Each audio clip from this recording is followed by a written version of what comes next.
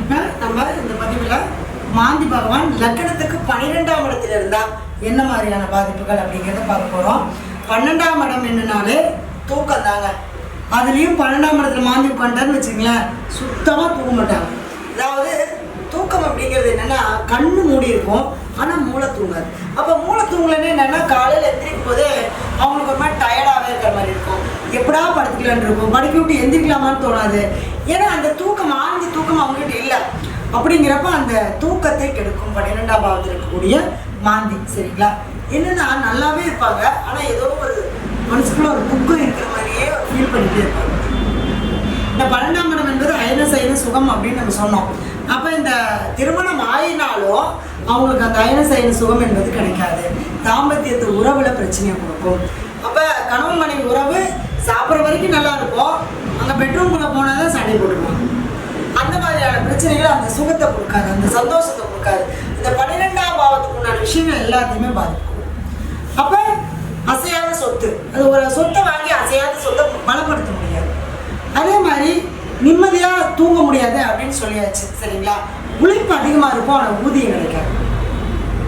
ஆரம்பத்தில் நல்லா இருக்கிற மாதிரி இருக்கும், பின்னாடி போக போக போக போக அப்படி அப்படியே டவுன் ஆகிடும். அதாவது புத்தி பலமாக இருக்கும், உடல் பலம் இல்லாமல் இருக்கும். இல்லை உடல் பலமாக இருக்கும், புத்தி பலம் இல்லாமல் இருக்கும். ஏதோ ஒன்று தான் அவங்களுக்கு பலமாக இருக்கும். இந்த 12ல் மாந்தி இருந்தால் ஏதோ ஒன்று தான் கிடைக்கும், 2 கிடைக்காது. இவங்க கஷ்டப்பட்டு சேமித்து பணமாக இருக்கட்டும் பொருளாகட்டும் சேமித்து வைப்பாங்க, அது யாரோ ஒருத்தர் வந்து எடுத்துகிட்டு போயிடுவாங்க. அந்த அபகரித்தல் அப்படிங்கிறது பண்ணாமல் திடீர்னு இப்போ ஒரு 10,000 வச்சுருக்காங்கன்னு வச்சுங்களேன், திடீர்னு வந்து பேசி ஏதாவது சொல்லி 10,000 ரூபாய் வாங்கிட்டு போயிடுவாங்க, ஏமாற்றிட்டு போயிடுவாங்க. அதுதான் உண்மை, ஏமாந்துருவோம். அடுத்தது என்ன அப்படின்னு பார்த்தீங்கன்னா, அந்த இல்லை ஏதாவது திருட்டு போகிறது. நிறைய வீட்டில் பார்த்தீங்கன்னா திருட்டு போகுதுன்னு சொல்லுவாங்கல்ல, அதெல்லாம் 12ஆம் இடத்துல மாந்தி இருந்தால் நைட்டில் திருட்டு போகும். எப்படினாலும் அந்த அந்த வேலையை அதை செஞ்சு வச்சிடும். சரிங்களா? அதே மாதிரி கொஞ்சம் வறுமை, கஷ்டம், போராட்டம், வாழ்க்கையில் ஒரு நிம்மதி இல்லாத தன்மை, இது எதையுமே நம்மளால செய்ய முடியாத விஷயங்களை பூரா கொடுக்கும் இந்த 12ஆம் இடத்துல மாந்தி இருந்ததுன்னா. சரிங்களா? எல்லாருக்கிட்டையும், அதாவது யாராக இருந்தாலும் இவர் ஏமாத்திப்பாரு, சாப்பாடு கொடுத்து வேலை செய்வார். அந்த மாதிரி இவங்களை பயன்படுத்திக்குவாங்க. இப்போது சாப்பாடு கொடுத்து சம்பளம் கொடுத்தா தானே வேலை செய்வாங்க. ஆனால் இவர் இப்படி இல்லை, இப்போ பாப்பா ஒரு வேலை சாப்பாடு எனக்கு வேலை செஞ்சு கொடுக்குறேன்னு செஞ்சு கொடுத்துருவாங்க. என்னென்னா அந்த ஊதியத்தை எதிர்பார்க்க மாட்டாரு, அந்த ஊதியம் உங்களுக்கு கிடைக்காது. சரிங்களா? அதே மாதிரி பார்த்தீங்கன்னா குடும்பமே ஒரு நலிவடைந்து ஒரு மாதிரி சிக்கல் ஆகி எல்லாரும் ஆளுக்கு ஒரு திசையை பிரித்து போய் அப்பா ஒரு பக்கம் அம்மா ஒரு பக்கம் இவர் ஒரு பக்கம் குழந்தைங்க இந்த மாதிரி ஒரு பிரிவினையை கொடுக்கும். அதே மாதிரி இந்த சிறைச்சாலைக்கு செல்வது, இந்த ஏதாவது ஒரு வம்பு வழக்கில் தேவையில்லாமல் கொலைப்பள்ளியில் மாட்டிக்கிறது, இதெல்லாம் 12ல் மாந்தி இல்லை. நம்ம செஞ்சே இருக்க மாட்டோம், வீணாக யார் மேலேயோ போடுற புகாரை நம்ம மேலே போட்டு அந்த இடத்துல என்ன பண்ணிடுவாங்கன்னா நம்மளுக்கு அந்த சிறை தண்டனை கொடுத்துருவாங்க. அதுவும் சூரியனோட வீடாக இருந்தால் சொல்லவே வேண்டாம். நம்ம நல்லா வேலை கவர்மெண்ட் வேலை கொடுத்து கவர்மெண்ட் வேலையில் நம்ம இதை கையாடல் பண்ணிட்டாங்கன்னு சொல்லி தண்டனை கொடுத்துருவாங்க. இந்த மாதிரியெல்லாம் நிறைய விஷயங்கள் இருக்குது. இந்த 12ஆம் பாவம் அப்படின்னாலே ஒரு மனிதனுக்கு ஒரு ஜாதகருக்கு தேவை அப்படிங்கிறது 12ஆம் பாவம். முதல்ல தூக்கம் தேவைங்க, அதுக்கப்புறம் தான் மற்றெல்லாம். அப்போ அந்த தூக்கமே வராத அளவுக்கு பண்ணக்கூடியது இந்த 12ஆம் இடத்துல இருக்கக்கூடிய மாந்தி.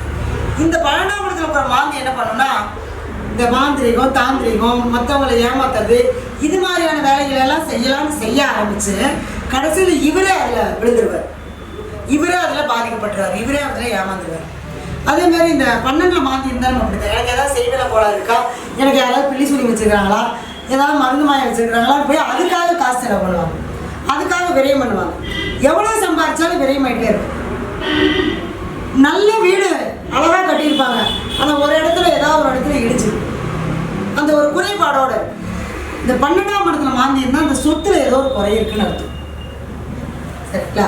அப்போ நம்ம என்ன பண்ணுறது அப்படின்னு பார்த்தீங்கன்னா, 12ஆம் இடம் என்பது நம்மளுடைய சுய சொத்து. நம்மளுடைய அந்த சுய சொத்தோ அல்லது ஏதாவது ஒரு விஷயத்தில் நமக்கு அந்த பாதிப்பு இருக்குது அப்படின்னா நீங்கள் என்ன பண்ணணும்னா, நீங்கள் தனியாக தான் போகணும். நீங்கள் யாரையும் கூட்டிகிட்டு போகக்கூடாது. நீங்கள் அந்த மின்மயானத்துக்கோ அல்லது ஏதாவது ஒரு அடக்கம் பண்ணக்கூடிய இடத்துக்கு, அதாவது காட்டுக்கு போய் அந்த இடத்துல போய் ஒரு கிட்டத்தட்ட ஒரு 2 மணி நேரமாவது அந்த இடத்துல நீங்கள் உட்காந்துருக்கோம். ஒரு மாலை, ஒரு துணி, தேங்காய் வளம் வாங்கி போட்டு அர்ச்சனை பண்ணிட்டு ஒரு விரக்தியாக போய் அப்படியே உட்காந்துக்காரு. எல்லாத்தையும் விட்டுட்டு போய் எதையும் இருக்கக்கூடாது, ஃபோனு கீழே எல்லா வீட்லேயும் வச்சுருப்பாரு.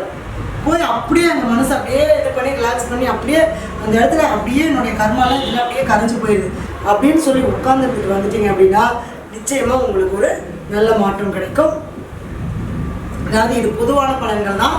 அவங்களுடைய ஜாதகத்தில் இந்த மாந்தி நிற்கக்கூடிய நட்சத்திரம், அது நிற்கக்கூடிய கிரகம், அதனுடைய வீடு வழியாக வேறு சில பாதிப்புகளும் கொடுக்கும்.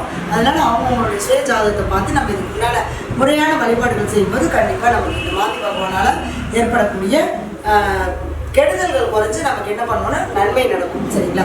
மைனஸ் எதுவோ அதுதான் நமக்கு ப்ளஸ்ஸும் கூட. சரிங்களா? எதை செஞ்சாலும் நம்பிக்கையோடு செய்யணும், நல்லதே நடக்கும். நன்றி. வாழ்க வளமுடன்.